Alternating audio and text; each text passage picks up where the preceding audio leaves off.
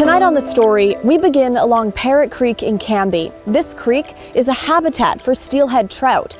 The Department of State Lands just released a new updated map marking these types of fish habitats across the state.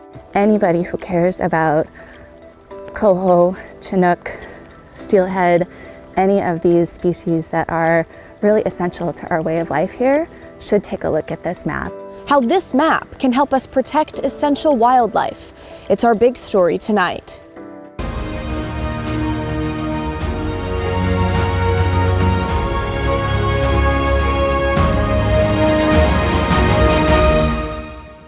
We're going to go down into an area where Parrot Creek comes together with this little unnamed tributary that runs through the property.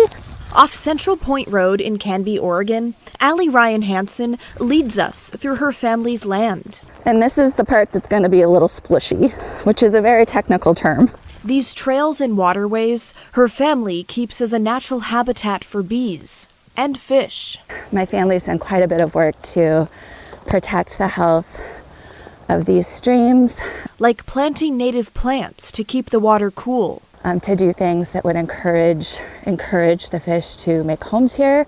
It's fish like steelhead trout that are born in fresh water and journey to the ocean, where they spend much of their lives before returning to creeks like this one to spawn. So that habitat is really essential for them and their life cycle. But if you're not part of Allie's family... Almost there. It's going to be the grossest part. How would you know the importance of this creek and dozens of others across the state? The Oregon Department of State Lands just released this new map, marking in yellow all the critical fish habitats. This year's map adds more than 100 stream miles across the state that are current habitats for sensitive, threatened, or endangered fish. Anybody who cares about coho, chinook, steelhead, any of these species that are really essential to our way of life here should take a look at this map. Oregon law protects these streams and requires a permit for most projects that would upset these waterways. So that property owners, like my family, can have really good information about what's essential habitat so that we can work with state lands to get permits to do things like restoration projects, to put in culverts, to put in ditches, so that we can all be a team in protecting this really important habitat. It's also a map to warn people who fish to be aware. Not all habitats are like Parrot Creek. They exist in larger, well-known rivers too, like the Columbia, the Willamette, and Clackamas River. According to this report from the National Oceanic and Atmospheric Administration, or NOAA, the number of Chinook salmon returning to the upper Columbia River this year is above the 10-year average. This map can be a tool for people who are responsible for taking care of a landscape, and it can be a tool for people who are responsible for enjoying a landscape in a way that is going to be good for fish. In both busy waterways and hidden ones. Oregon protects this habitat because it's incredibly important for these fish that are so important to us as Oregonians. And if you love spending time outdoors along streams and rivers like so many of us do, it's so important to be aware of our surroundings. So to find that fish habitat map, just go to our website, kgw.com, search for this story, and we'll have a link to it there. Now, I briefly mentioned that NOAA report. Here it is. It shows this year is predicted to be a record year for salmon returning to the Snake and Upper Columbia rivers. Now, that's partly because of an above average amount of the young salmon that went to sea in 2023 have survived. They're now adults and are heading back to these freshwater habitats to spawn. Another contributing factor is what's called strong spring upwelling. That's when winds blow along the coast and push surface water offshore, creating cooler, nutrient-rich water, which salmon love. And it's not just salmon coming back in record numbers. The same goes for adult steelhead trout returning to the Deschutes River during the 2024-2025 run, which ends this month. This video right here is of steelhead releases from earlier this month. The Confederated Tribes of Warm Springs and Portland General Electric are co-owners of the Pelton Round Butte Hydropower Complex. Together, they've been trying to reintroduce ocean-going salmon and steelhead to the Deschutes River. After more than 50 years of not having these fish pass through, well, their work has paid off. This year, more than 950 fish passed upstream of the dam, meaning the Upper Deschutes Basin is now home to more steelhead than any time since the 1960s. Biologists will continue to monitor the adult steelhead released upstream to track data around where they go to spawn.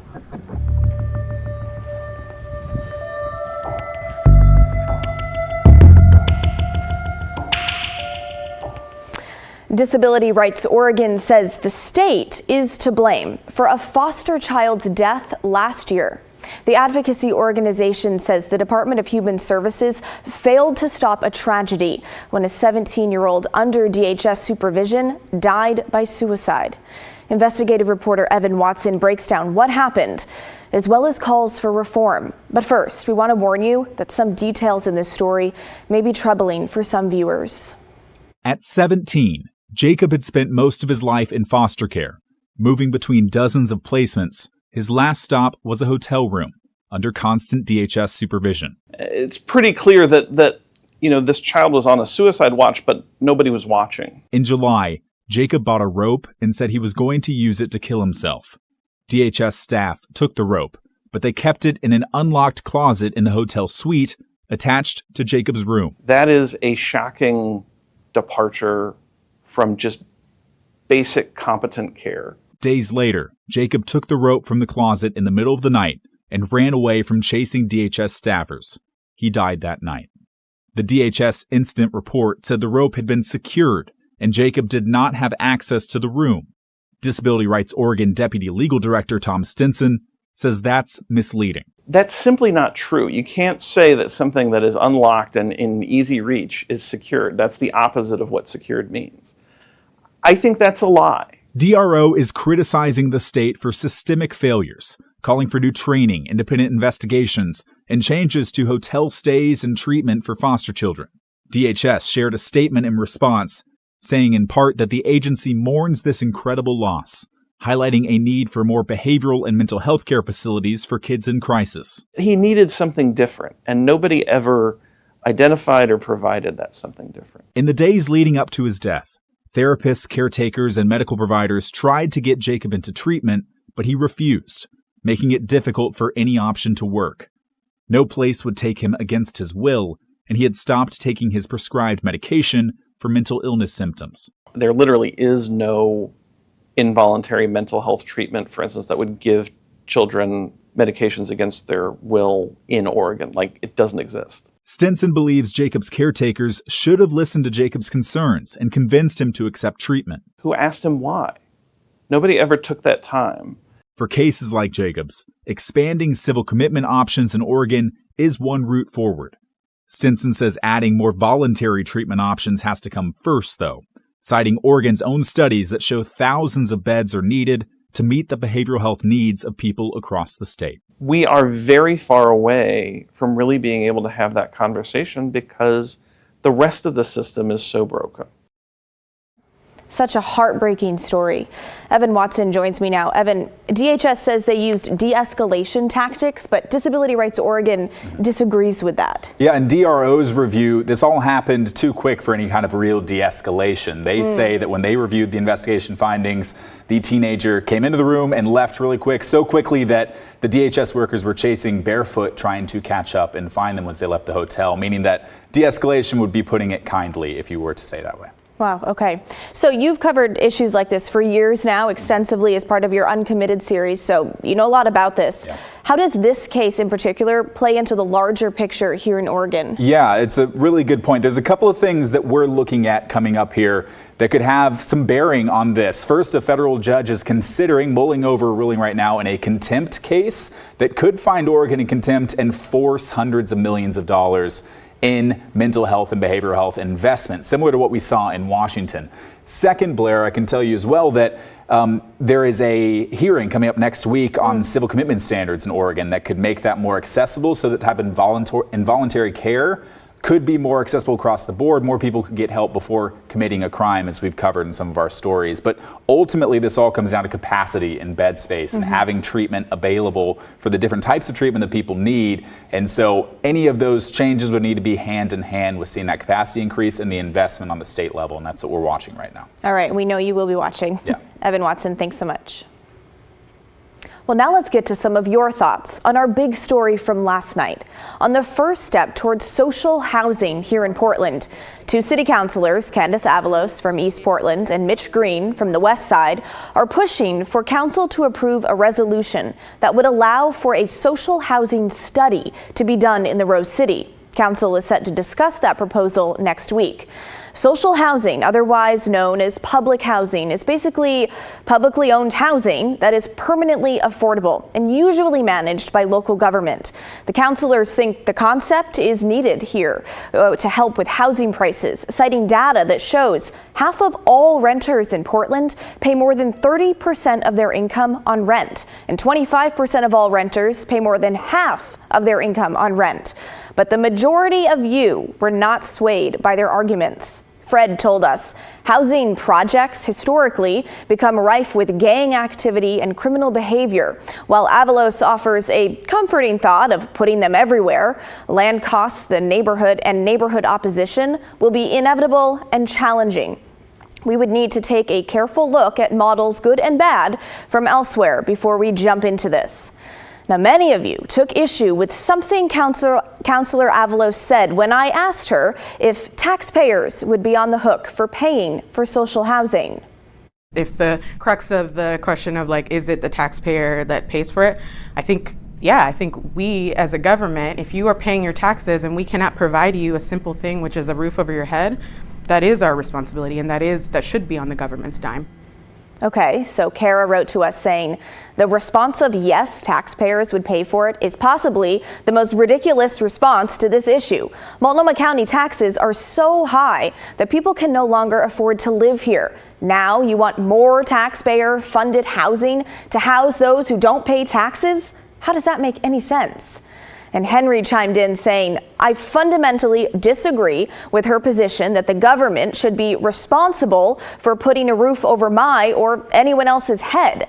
That responsibility falls to the individual. This is another example of a hyper-progressive initiative that will cost the city money as the population continues to decline. We shouldn't entertain this idea. Hard pass. But there are certainly those of you out there who do think social housing is at least worth exploring through the study that this resolution would approve. Rob and Anna wrote to us that the concept would help alleviate the current wait list issues with affordable housing, writing, yes, this is a wonderful idea. This is a very big step in managing our current and future housing resources. And Heidi says, I love the idea. We need affordable housing, and most so-called affordable housing units built by private companies cost more to rent than most can afford. Social housing would keep it affordable. Also, guessing there is land available that the city already owns where it could be built, saving more costs. A win for all and a good investment for taxpayers. Well, this social housing study resolution is already proving to be controversial. It is on council's agenda for Wednesday morning, and we will keep you posted on what happens. Well, coming up next on the story, a special edition of Pacific Storyland that you won't want to miss. How a Portland elementary school employee inspires the students he sees day in and day out, and how it fuels his passion outside of work as well. That's next when the story returns.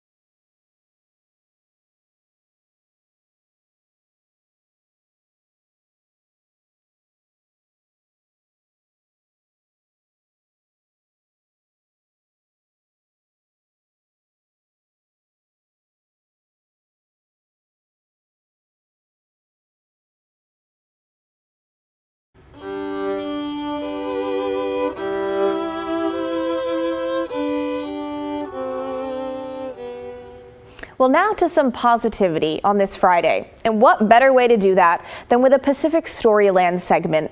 Tonight, we introduce you to an elementary school employee making a big difference in the lives of students, even though he doesn't have his own classroom. Catherine Cook and photographer Kurt Austin take us to Creston Elementary in Portland to show us how the man's day job is just the start of what makes him special. Whistle while you work, and my day started. They say hard work pays off. Some say you are what you do. Oh, I am a king custodian. I am that. For Tyrone Collins, I'll take that title. it's less about job titles and more about a calling. I'm just Mr. Tyrone. To be someone who kids Nothing special, can look up to. nothing more. And at 6'6", How you doing? What up? Mr. Tyrone goes above High five. and beyond that calling. You guys get in line. Hey, thank you. Huggy, huggy. You'll find Tyrone all over Creston Elementary School in Southeast Portland. From the hallways to the classrooms.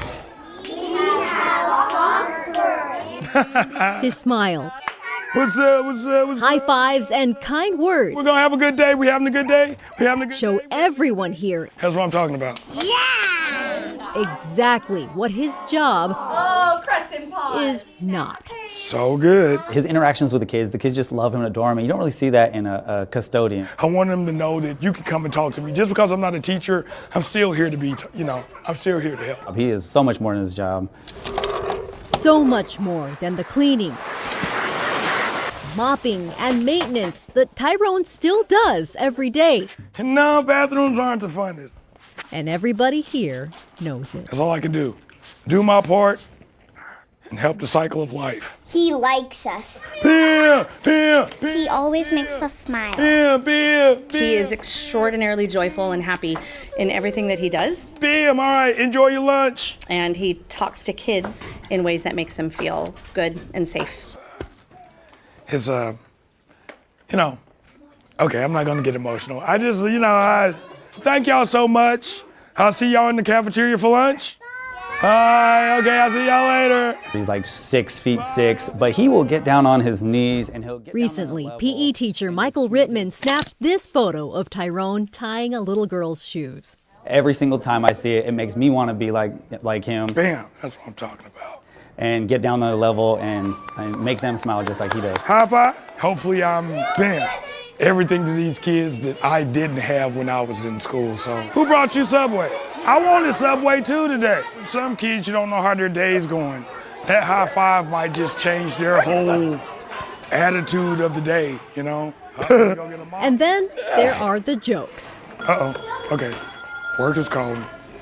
Crescent Custodial, Tyrone speaking. Yes, that's a flip phone. Keep it old school. Plus, ain't nobody taking this. Ain't nobody gonna accidentally steal this phone. Ain't nobody. You're pretty funny. Well, You should consider comedy. I'm thinking about it. He's more than thinking about it. How y'all doing tonight?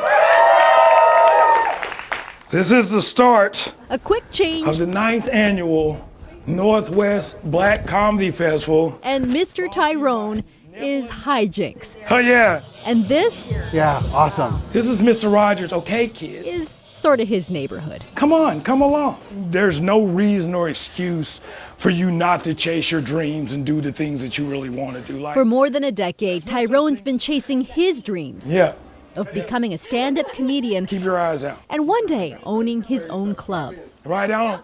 Be able to give the opportunities to other people that comedy has given me, And let's laugh for a little bit. When doors weren't opening for him, Comedy is a tough journey. Check, check. Tyrone built his own door, This is the calm before the storm. the Northwest Black Comedy Festival. This is Jinx. Can you hear me? That was 8 years ago. We laugh all the time. Tyrone's wife, Courtenay, He's great, yes. is always by his side. It's a wonderful thing. 26 years of marriage. You know. They have 4 grown kids and the festival. This is his baby, and when he came and talked to me about it, I kind of thought he was nuts. But he really wanted to showcase the Black comics in Portland. J. Sullivan! I love doing this, and I love being able to give all these different voices the platform to do what they do and have fun doing it. And look, I know I'm old because I put on slip-on Skechers.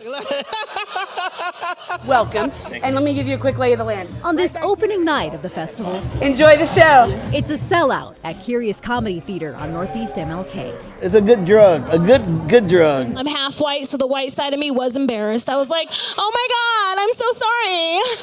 Comedians are here from all over. Show them what it's like. Don't suppose I could trouble you for a spot of tea, could I? Yeah. Miles Otway flew out from London. I didn't even drink tea. But I know you like it when I say it, so I say hello. Well, let's go check out some of the comedians. Backstage, We have them from Boise, California, Florida. Tyrone makes sure everyone's ready.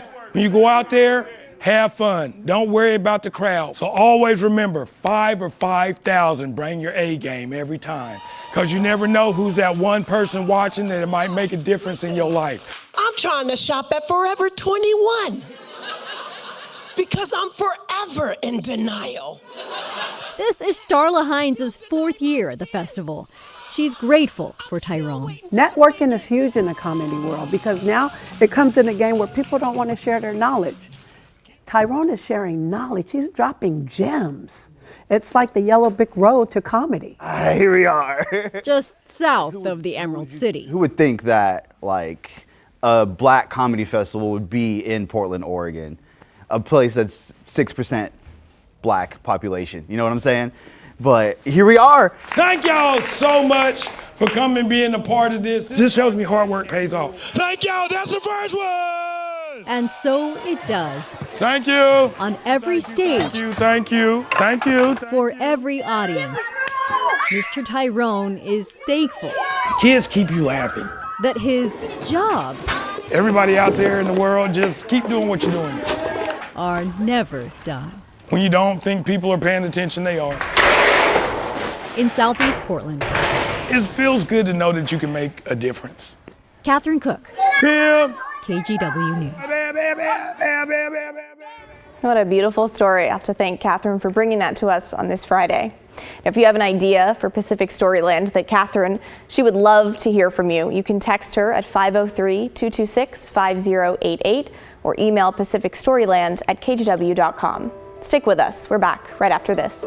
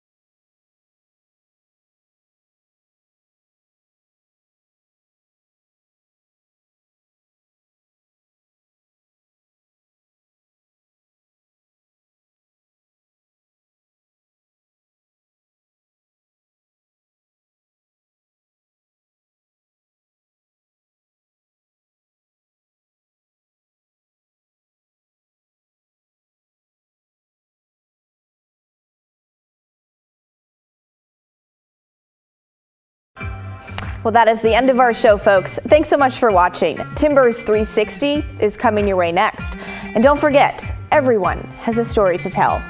If you ever miss an episode of The Story at 6:30, we re-air the episode at 8:30 and 10:30 p.m. on our TV app, KGW+, which you can download right now. It's free, and it's on Roku, Apple TV, and Fire TV. Have a great weekend. I'll see you right back here Monday night at 6:30.